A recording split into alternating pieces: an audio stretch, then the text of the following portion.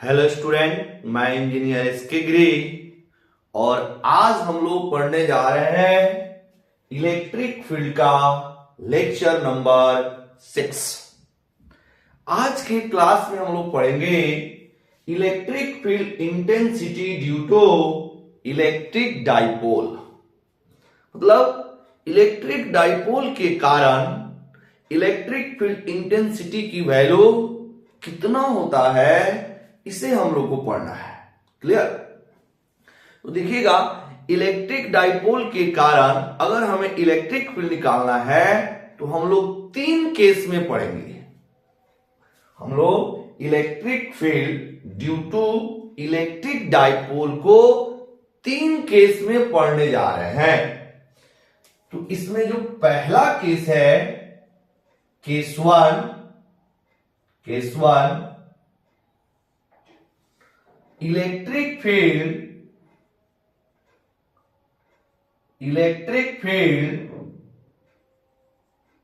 Due to electric dipole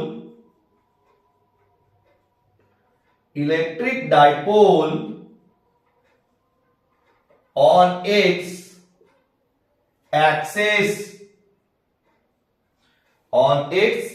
access या इसको end on position भी बोलते हैं। इंड ऑन पोजीशन या फिर इसे टैन ए पोजीशन भी बोलते हैं।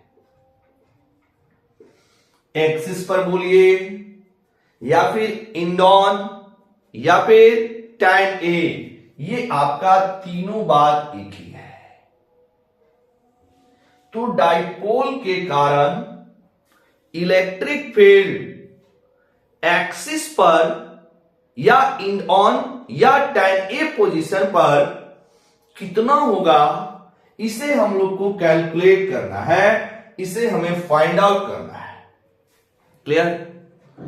तो जो स्टूडेंट आज की वीडियो देख रहे हैं वो सबसे पहले लेक्चर नंबर 5 को जरूर देखें। लेक्चर नंबर 5 में हमने इलेक्ट्रिक डाइपोल को अच्छे से एक्सप्लेन किया है, तो पहले वो जरूर आप देखें, तब आप लेक्चर नंबर 6 देखेंगे, तब जाके आपको अच्छे से समझ में आएगा। क्लियर? तो चलिए स्टार्ट करते हैं हम लोग। Electric field due to electric dipole on its axis या इंड ऑन या टैन ए पोजीशन। हमने एक डाइपोल लिया, दिस इज द डाइपोल।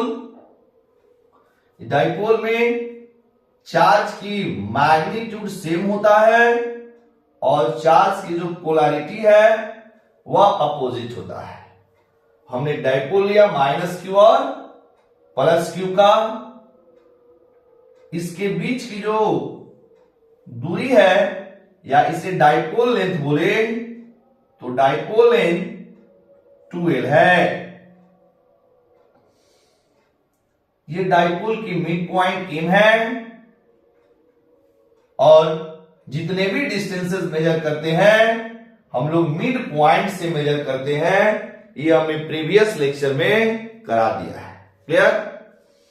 अब डाइपोल के एक्सिस पे कोई पॉइंट है जहां हमें इलेक्ट्रिक फील्ड की वैल्यू निकालना है। सबसे पहले हमने यहां पर एक एक्सिस सपोज कर लिया, दिस इज द एक्सिस, यानी दोनों पॉइंट चार्ज को मिलाने वाली जो स्ट्रेट लाइन होता है उसे हम लोग बोलते हैं एक्सिस ऑफ द डाइपोल। यानी डाइपोल के दोनों चार्ज -q और +q को जो मिलाने वाली स्ट्रेट लाइन होता है उसको हम लोग बोलते हैं axis of the dipole. Clear? अब एक्सिस पर ही कोई पॉइंट है, सपोज यहां पर एक पॉइंट P है, यहां पर एक पॉइंट P है। इस P पॉइंट पर हमें डाइपोल के कारण इलेक्ट्रिक फील्ड की वैल्यू निकालनी है कि भाई इलेक्ट्रिक फील्ड कितना होगा। तो चलिए सबसे पहले जो P पॉइंट की डिस्टेंस है डाइपोल से वो दिया हुआ है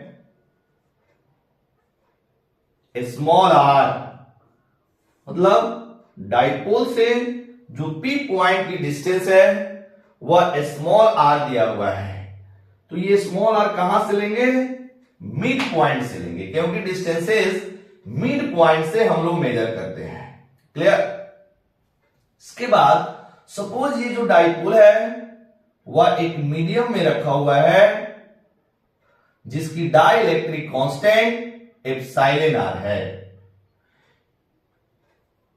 डाइपोल एक मीडियम में रखा हुआ है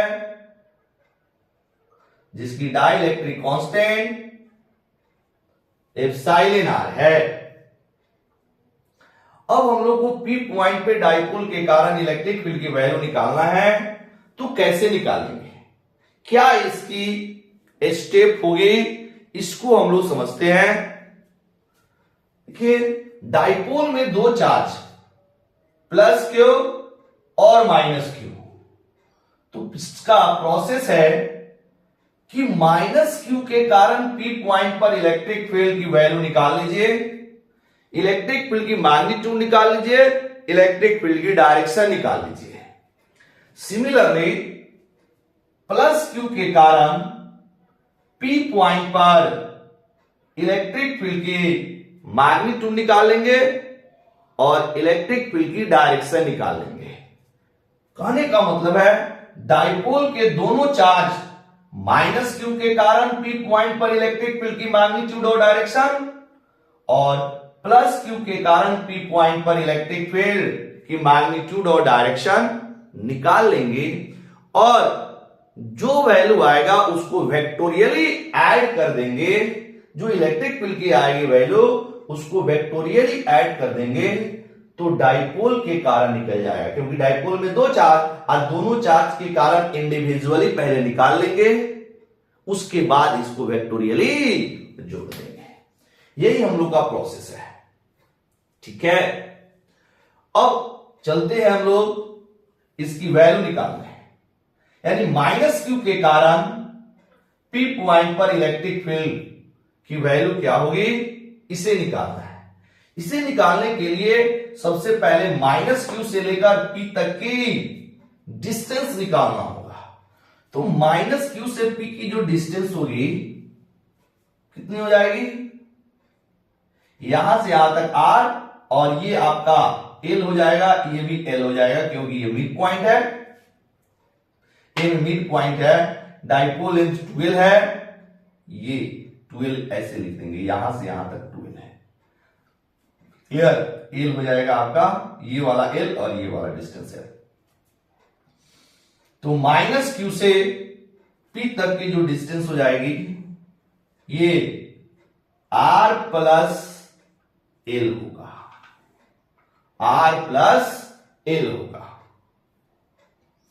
इसके बाद यहां से अगर प्लस क्यू से इसकी डिस्टेंस निकालना होगा तो भी हम लोग निकाल सकते हैं। ये डिस्टेंसेज हो जाएगा हमारा, ये पूरा अगर R है इसमें से L को माइनस कर लेंगे तो ये डिस्टेंस निकल जाएगा R माइनस L, P की डिस्टेंस प्लस क्यू से, P की डिस्टेंस माइनस क्यू से R प्लस L, क्योंकि ये वाला डिस्टेंस L है तो R में L जोड़ देंगे, माइनस क्यू से P की डिस्टेंस निकल जाएगी।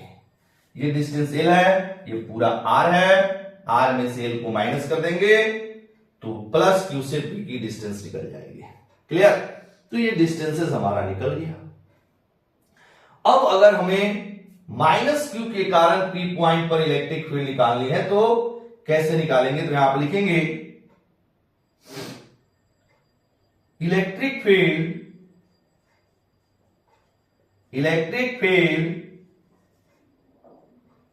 Intensity, electric field intensity at point P due to minus Q. तो अगर इसको हम E1 बोले, E1 बराबर फॉर्मूला होता है 1/4πε0 epsilon r into Q mod divided by R square. क्योंकि आपका जो Q यहां पर माइनस Q है, एक पॉइंट चार्ज है। अब पॉइंट चार्ज के कारण R डिस्टेंस पर इलेक्ट्रिक फील्ड की जो वैल्यू होता है इसको हम लोग कैलकुलेट कर चुके हैं। सपोज यहां पर एक चार्ज Q है और यहां से R डिस्टेंस पर अगर हमें इलेक्ट्रिक फील्ड की वैल्यू निकालनी है, सपोज ये P पॉइंट है, तो Q से R डिस्टेंस पे अगर हमें इलेक्ट्रिक फील्ड निकालनी है तो इसकी फॉर्मूला, इसकी डेरिवेशन हम लोग पढ़ चुके हैं। 1/4πε0, अगर ये मीडियम में है तो epsilon r into Q mod divided by R square, यही फॉर्मूला होता है। Q क्या है, पॉइंट चार्ज है, तो इस पॉइंट चार्ज से R डिस्टेंस पर इलेक्ट्रिक फील्ड की value 1/4πε0 epsilon r Q mod divided by R square होता है। ये हम लोग डेरिवेशन कर चुके हैं। क्लियर? अब इसका यहां इस्तेमाल करना है, तो ये आपके डाइपोल की जो माइनस Q चार्ज है, ये पॉइंट चार्ज की तरह बिहेव कर रहा है। क्या हो जाएगा, 1/4πε0 एप्सिलॉन r, और Q की जगह पे यहां पे माइनस Q है तो यहां लिखेंगे माइनस Q का mod divided by minus Q से लेकर P तक की डिस्टेंस कितना है, R प्लस L का whole square, R plus L का होल स्क्वायर। अब इसको हम लोग सिंप्लीफाई करें तो this is equal to Q का मोड हो जाएगा Q into 1, this is equal to Q divided by 4πε0 epsilon r plus L का होल स्क्वायर हो गया। Similarly electric field intensity due to point P, electric field intensity at point P due to charge minus Q हो गया plus Q। अब इस plus Q के कारण P point पर इलेक्ट्रिक फील्ड की वैल्यू। क्लियर? तो आपकी इंटेंसिटी का भी यहां पे हमने निकाला, तो इलेक्ट्रिक फील्ड के आपकी मैग्नीट्यूड निकला है। अब इसकी डायरेक्शन निकालेंगे, तब चलते हैं प्लस Q के कारण निकालने। ये हमने जो निकाला electric field intensity at point P due to minus Q, तो ये इलेक्ट्रिक फील्ड की मैग्नीट्यूड है। अब डायरेक्शन क्या होता है, डायरेक्शन के लिए हमने फिर से चलते हैं प्रीवियस, यानी कि जो पहला वाला डेरिवेशन है उस पर। अगर चार्ज पॉजिटिव है तो इलेक्ट्रिक फील्ड की वैल्यू होता है आउटसाइड यानी बाहर की ओर। अगर आपका चार्ज निगेटिव है तो इलेक्ट्रिक फील्ड की डायरेक्शन किधर होता है, अंदर की ओर। तो ये डिपेंड करता है इलेक्ट्रिक फील्ड की डायरेक्शन कि चार्ज का पोलैरिटी क्या है, चार्ज की पोलैरिटी क्या है। तो अगर चार्ज निगेटिव है, यहां पर देखिए अब हम लोग का डाइपोल का जो माइनस Q चार्ज है, इसके कारण अगर हमें P पॉइंट पे निकालना है तो इलेक्ट्रिक फील्ड की जो डायरेक्शन होगी वह चार्ज की तरफ होगा, यानी कि E1 की जो डायरेक्शन होगी ऐसे होगी। क्यों? क्योंकि चार्ज कैसा है, निगेटिव है, और निगेटिव के कारण जो इलेक्ट्रिक फील्ड की डायरेक्शन होती है वो टुवर्ड्स दी चार्ज होता है। ये हम लोग प्रीवियस लेक्चर में पढ़ चुके हैं, इसलिए हम आपको बोल रहे हैं कि जो स्टूडेंट आज का पहला लेक्चर देख रहे हैं वो इलेक्ट्रिक फील्ड की सारे इलेक्ट्रिक फील्ड लेक्चर नंबर 1 से लेकर इलेक्ट्रिक फील्ड लेक्चर नंबर 5 तक जरूर देखें, तब आप आके आपको क्लियर समझ में आएगा। ठीक है, तो ये हो गई इसकी डायरेक्शन। इसी तरह आप प्लस Q के कारण P पॉइंट पे पहले मैग्नीट्यूड निकाल लीजिए, फिर इसकी डायरेक्शन निकाल लीजिए। तो यहां पर लिखेंगे electric field intensity at point P due two plus Q के कारण। तो अगर इसको हम लोग E2 बोले तो E2 is equal to 1/4πε0 epsilon r Q mod divided by r square. अब r का वैल्यू यहां पर कितना है, प्लस क्यू से लेकर P तक की डिस्टेंस, ये है आपका r माइनस एल का whole square, r minus L का होल स्क्वायर। इसको सिंप्लीफाई करेंगे तो 1/4πε0 एप्सिलॉन r, इसको क्यू कर देते हैं, 1 डिवाइडेड बाय नहीं, क्यू डिवाइडेड बाय, क्योंकि क्यू का मॉड क्यू होगा, 1 से मल्टीप्लाई करेंगे क्यू ही होगा, इंटू r माइनस एल का whole square, r minus L का होल स्क्वायर। ये निकल गया पॉइंट P पर प्लस क्यू के कारण इलेक्ट्रिक फील्ड इंटेंसिटी की मैग्नीट्यूड। अब डायरेक्शन, पॉजिटिव चार्ज है, इलेक्ट्रिक फील्ड की direction away from the charge, बाहर की ओर होगा, तो ये डायरेक्शन हो गया E2 की। माइनस के कारण अंदर की ओर मैग्नीट्यूड दिस, प्लस के कारण बाहर की ओर मैग्नीट्यूड दिस, यानी कि E1 और E2 निकल गया, E1 और E2 निकल गया। E1 और E2 क्या है, E1 है माइनस क्यू के कारण P पॉइंट पर इलेक्ट्रिक फील्ड, और E2 क्या है, प्लस क्यू के कारण P पॉइंट पर इलेक्ट्रिक फील्ड। अब हमें पूरे डाइपोल के कारण निकालना है, पूरे डाइपोल के कारण निकालना है, तो क्या करेंगे, E1 और E2 को वेक्टोरियली ऐड करेंगे, E1 और E2 को वेक्टोरियली ऐड करेंगे। वेक्टर एडिशन रूल हम लोग जानते हैं, फिर से एक बार हम यहां लिख दे रहे हैं, जब दो वेक्टर सपोज वेक्टर ए और वेक्टर बी, जब दो वेक्टर 180 डिग्री के एंगल पे एक्ट हो रहे हैं, तो इसकी resultant always A minus B, कब, जब ए बड़ा होगा बी से तब, या b माइनस ए कब, जब b बड़ा होगा a से तब। मतलब जब दो वेक्टर 180 डिग्री के एंगल पे होते हैं, तो उसकी जो रिजल्टेंट होता है वो bigger vector minus smaller vector, bigger vector minus smaller vector. a minus B formula कब लेंगे, जब a बड़ा होगा b से, b माइनस ए कब लेंगे, जब b बड़ा होगा a से। इसका मतलब क्या है, bigger vector minus smaller vector, a बड़ा है b से, यहां पर b बड़ा है a से, तो bigger vector minus smaller vector use करते हैं जब दो वेक्टर 180 डिग्री के एंगल पे होते हैं, तो इसकी रिजल्टेंट। और r की जो डायरेक्शन होता है, इसकी जो डायरेक्शन होता है वो हमेशा direction of resultant vector r is always in the direction of bigger vector. ये हम लोग वेक्टर रूल से जानते हैं कि जो r की डायरेक्शन है वह हमेशा बिगर वेक्टर की ओर होता है, bigger vector. And direction of r is always in direction of bigger vector। जैसे इस केस में, पहले वाले केस में r की डायरेक्शन वेक्टर a की ओर होगा, और दूसरे वाले डायरेक्शन में r की डायरेक्शन वेक्टर b की ओर होगा। जब b बड़ा होगा तो r की डायरेक्शन b की ओर, अगर a बड़ा होगा तो r की डायरेक्शन a की ओर।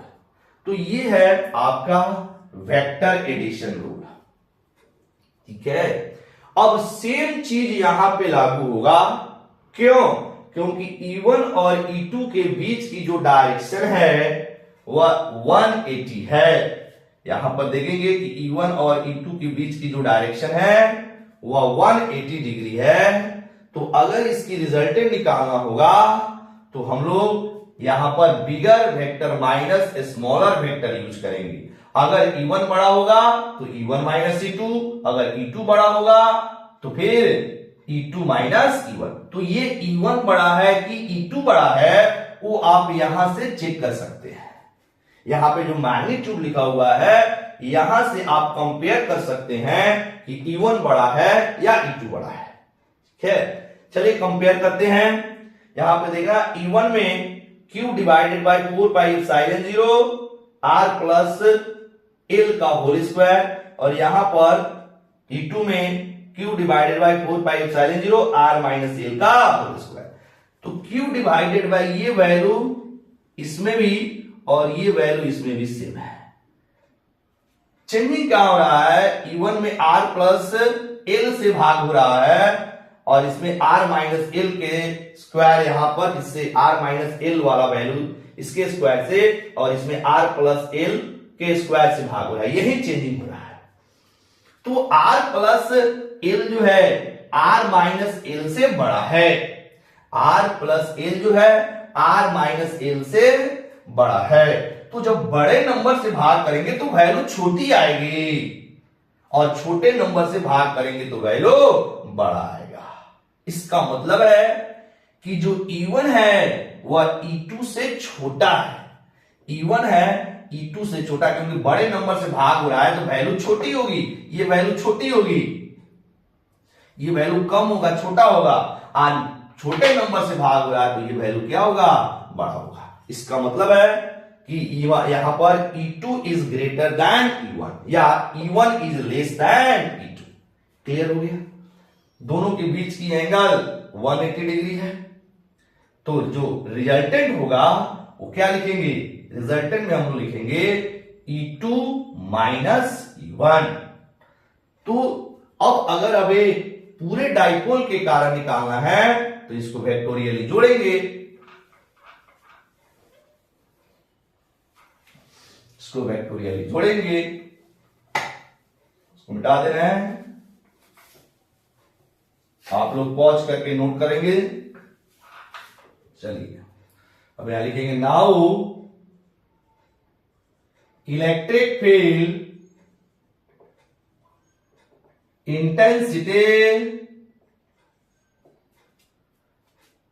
या now electric field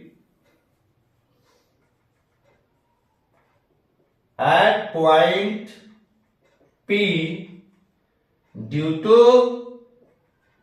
dipole is, अब पूरे डाइपोल के कारण तो यहां पर ऐसे बना लेंगे, this is direction of E1 and this is direction of E2।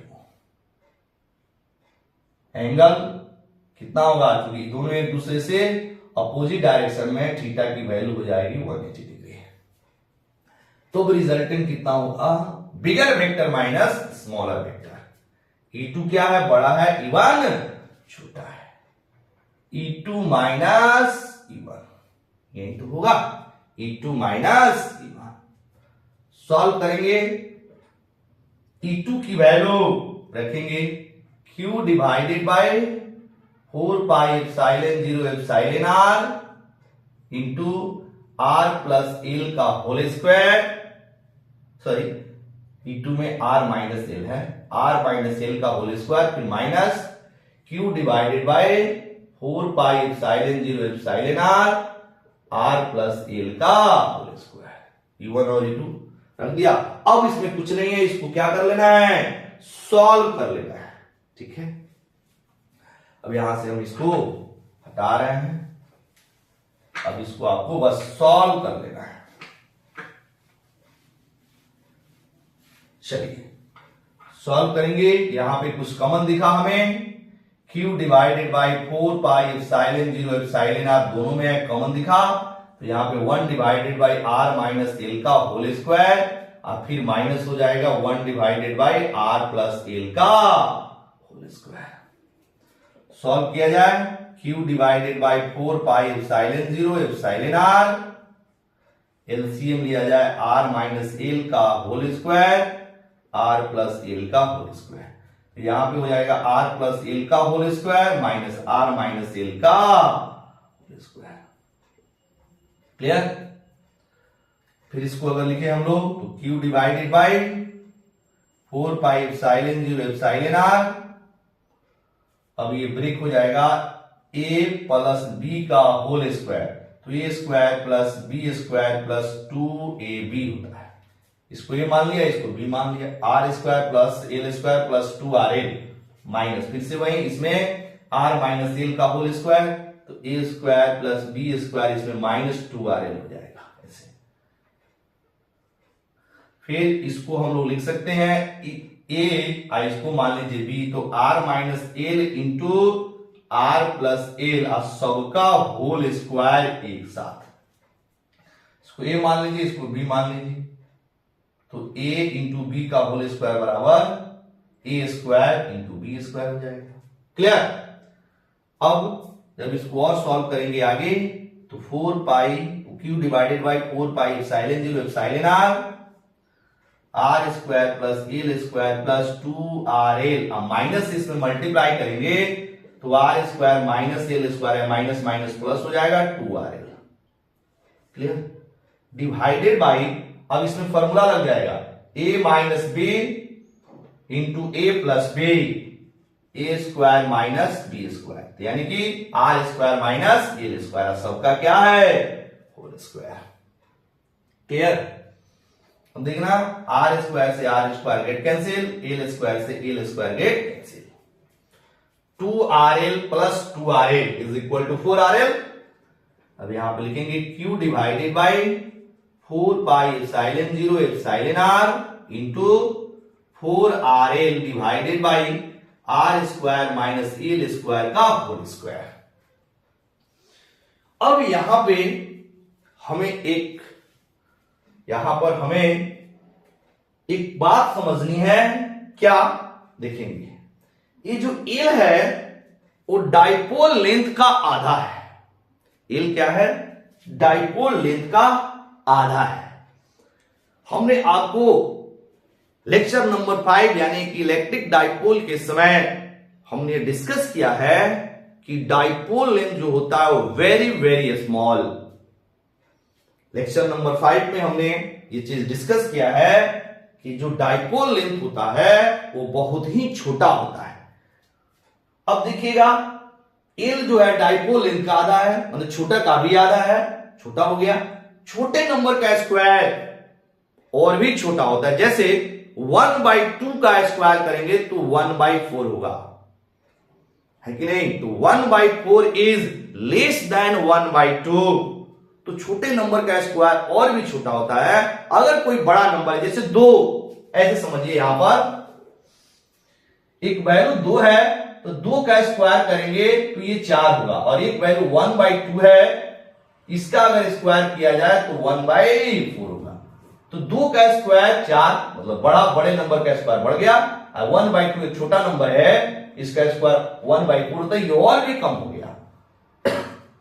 हम आपको समझाना चाह रहे हैं कि आर स्क्वायर जो है वह एल स्क्वायर की कंपेयर में बहुत बड़ा है, बिकॉज एल जो है वो डाइपोल लेंथ का आधा है, और डाइपोल लेंथ होता है वेरी वेरी स्मॉल। तो आर स्क्वायर के तुलना में एल स्क्वायर बहुत ही छोटा है। तो अगर आप किसी बड़े नंबर में से किसी छोटे नंबर को माइनस करेंगे तो लगभग वह बड़े नंबर के बराबर होता है। जैसे मान लीजिए 100 में से 0.5 को माइनस कर रहे हैं तो ये हो गया 99.5। ये 99.5 जो है वह लगभग 100 के बराबर है, एग्जैक्ट नहीं, ऑलमोस्ट 100 के बराबर है।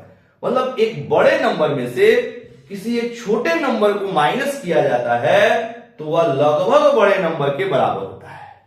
ठीक है, इसी कॉन्सेप्ट को हम यहां समझाना चाह रहे हैं कि जो एल है वह आर के रिस्पेक्ट में बहुत ही छोटा है, तो R square minus L square जो होगा वह लगभग आर स्क्वायर के बराबर होगा। क्लियर? तो यहां पे हम लोग इस चीज को लिख सकते हैं, यहां पर E is equal to electric field is equal to Q divided by 4 pi epsilon 0 epsilon r into 4RL divided by R square का होल स्क्वायर। मतलब R square minus L square को हमने क्या लिख दिया, आर स्क्वायर। यहां पर लिखेंगे because R is very greater than L, therefore R square minus L square is near approx to R square. R जो है एल के रिस्पेक्ट में बहुत बड़ा है, इसीलिए R square minus L square जो होगा वह लगभग आर स्क्वायर के बराबर होगा। तो R square minus L square को हमने लिख दिया आर स्क्वायर। आई इसका क्या है, सबका होल स्क्वायर है, तो यहां पे होल स्क्वायर लिख दिया।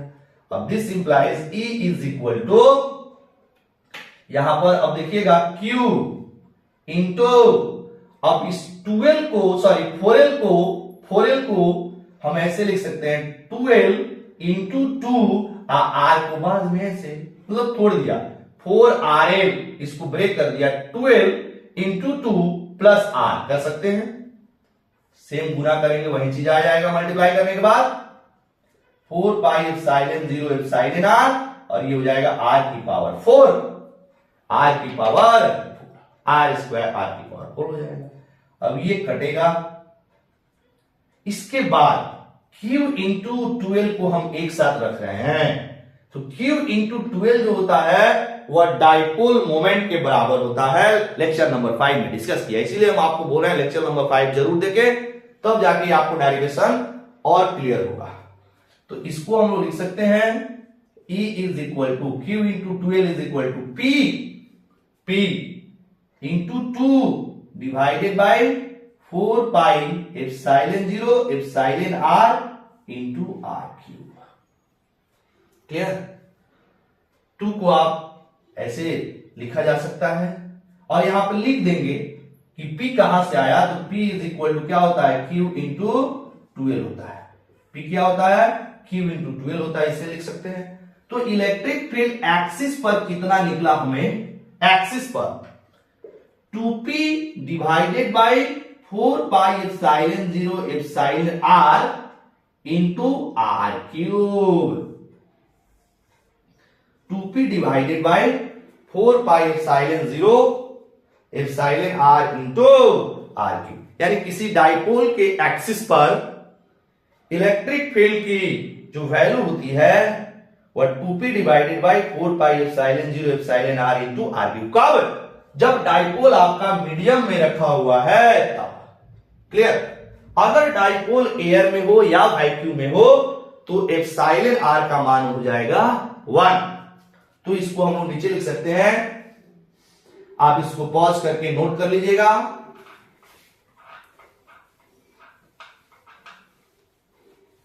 अगर डाइपोल आपका एयर में है, डाइपोल आपका एयर में है, if dipole is placed in air या vacuum, then E axis is equal to 2P divided by 4 pi epsilon 0 into 1 into r cube। चूंकि एप्सिलॉन आर का मान कितना हो गया, एयर या फिर वैक्यूम के लिए एप्सिलॉन आर का मान होता है 1, तो E एक्सिस पर 2P divided by 4 pi epsilon 0 into R cube. ये हम लोग फॉर्मूला कब यूज करेंगे, जब डाइपोल एयर में होगा तब, और ये फॉर्मूला कब यूज करेंगे, जब डाइपोल मीडियम में होगा तब। ये हो गया इन मीडियम, और ये फॉर्मूला हो गया इन एयर। क्लियर? तो ये जो हम लोग निकाले हैं वह इलेक्ट्रिक फील्ड का मैग्नीट्यूड निकाले हैं। अब इसकी डायरेक्शन निकालनी है कि भाई ई की डायरेक्शन क्या हुई। इसके लिए हम फिगर को फिर से एक बार ड्रॉ कर रहे हैं, जरा देखिएगा। ये फिगर था आपका, यहां पर माइनस क्यू, यहां पर था आपका प्लस की, ये आपकी एक्सिस थी, यहां पर पी पॉइंट था, ये आपका एम, यहां से ये वाला आपका एल था, और ये पूरा लेंथ 12 था। ये वाली डिस्टेंस r थी, ये वाला डिस्टेंस r माइनस एल था, और ये डिस्टेंस r प्लस एल था। जो हमने फिगर मिटाया है उसी को यहां पर एक बार ड्रॉ किया है, ठीक है। अब जो आपका E1 था वह इस डायरेक्शन में है, ऐसे E1 और E2, ये था आपका E2 की डायरेक्शन, सॉरी ये था आपका E1 का डायरेक्शन और ये था आपकी E2 का डायरेक्शन। आप वीडियो को पीछे ले जाके देख सकते हैं या फिर अगर नोट किए वहां से आप देख सकते हैं। ये है आपका E1 का डायरेक्शन और ये था E2 का डायरेक्शन। क्लियर? दूसरी बात, E2 जो था, E2 is greater than E1। E2 is greater than E1 हमने आपको बता दिया था कि E2 जो है E1 से बड़ा है। चलिए अब हमें E की डायरेक्शन निकालना है, तो हमने वेक्टर रूल में बताया है कि जब दो वेक्टर 180 डिग्री के एंगल पे होते हैं तो रिजल्टेंट का डायरेक्शन हमेशा बड़े वेक्टर की ओर होता है। मतलब जो E1 और E2 की जो रिजल्टेंट होगा उसकी डायरेक्शन E2 के डायरेक्शन में होगा, क्योंकि E2 बड़ा है। यानी कि जो E का डायरेक्शन होगा वह E2 के डायरेक्शन, E2 ऐसे है तो आपका E2 के डायरेक्शन में E की डायरेक्शन। क्लियर? अब जरा इसकी डाइपोल मोमेंट की डायरेक्शन निकालते हैं। जो हमारा डाइपोल है माइनस क्यू और प्लस क्यू, इसकी डायरेक्शन हम लोग निकालते हैं। तो हमने आपको लिखाया है कि डाइपोल मोमेंट की जो डायरेक्शन होती है वो माइनस क्यू से प्लस क्यू की ओर होती है। डाइपोल मोमेंट की डायरेक्शन माइनस क्यू से प्लस क्यू की ओर होती है, मतलब ऐसे। और जो रिजल्टेंट आया है वह भी इसी डायरेक्शन में है। तो आपने क्या देखा, डाइपोल मोमेंट और इलेक्ट्रिक फील्ड दोनों सेम डायरेक्शन में है, क्योंकि डाइपोल मोमेंट माइनस क्यू से प्लस क्यू की ओर, और इसकी जब रिजल्टेंट निकालेंगे तो E2 की डायरेक्शन में, क्योंकि E2 E1 से बड़ा है तो इसी डायरेक्शन में। तो डाइपोल मोमेंट और इलेक्ट्रिक फील्ड दोनों सेम डायरेक्शन में आ गए। तो जो रिजल्टेंट E की डायरेक्शन होगा वह डाइपोल मोमेंट की डायरेक्शन में होगा। यहां पे नोट में लिखेंगे क्या, the direction of electric field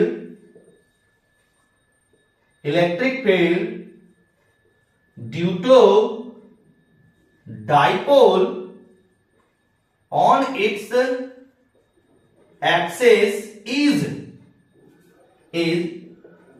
in the direction of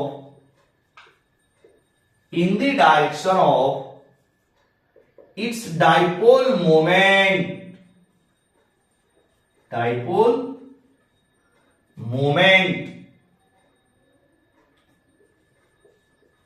yes. The direction of electric field due to dipole on its axis is in the direction of its dipole moment।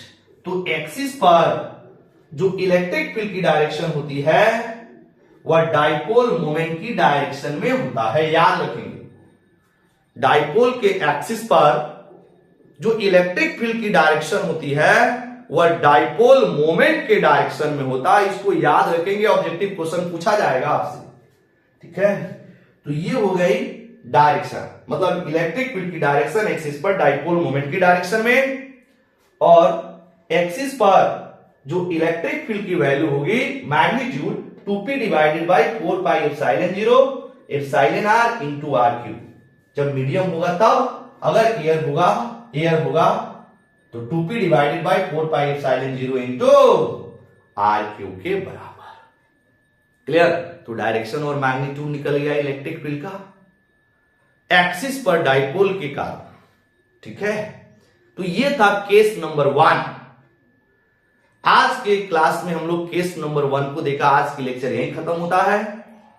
अब हम लोग नेक्स्ट लेक्चर में, यानी कि electric field की lecture number जो आपका 7 होगा, उसमें हम लोग पढ़ेंगे कि परपेंडिकुलर बाइसेक्टर पर या इक्वेटोरियल लाइन पर डाइपोल के कारण इलेक्ट्रिक फील्ड की वैल्यू कितनी होगी, मतलब इसकी मैग्नीट्यूड कितना होगा और इसकी डायरेक्शन कितनी होगी, मतलब डाइपोल के परपेंडिकुलर बाइसेक्टर या फिर इक्वेटोरियल लाइन पर। फिर ये 2 केस करने के बाद अब पॉइंट तीसरा केस होता है कि ना तो एक्सिस है ना तो इक्वेटोरियल है, किसी एक अलग अलग पॉइंट पे अगर निकालना है हमें तो कैसे निकालेंगे। यानी कि अभी case number 2 and case number 3 अभी हम लोगों को पढ़ना बाकी है, तो उसकी वीडियो का आप वेट करें, ठीक है, आपको वीडियो मिल जाएगा, ठीक है। आज का क्लास यहीं खत्म, वेरी वेरी थैंक यू।